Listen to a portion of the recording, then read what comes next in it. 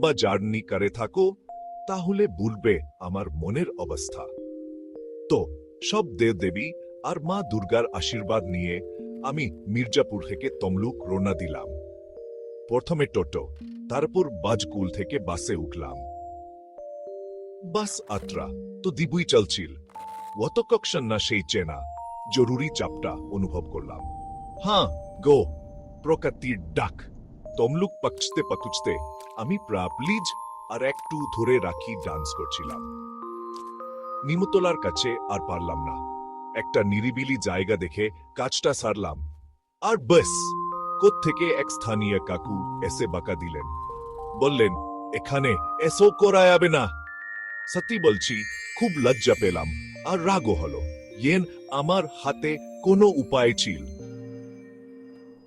এখন কথা হলো, মঙ্গলবার আবার তমলুক খেতে হবে, কিন্তু এবার আমি তাড়াতাড়ি থাকতে চাই।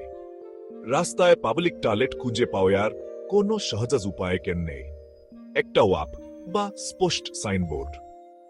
বিশ্বাস করো, এটা আমাদের অনেককে এমন বিব্রতকর পরিস্থিতি থেকে বাঁচাবে।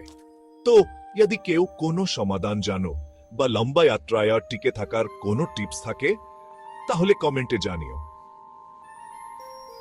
চলো একবারে একটা টয়লেট খুঁজে অন্তত যাত্রাটা একটু কম চাপমুক্ত করি।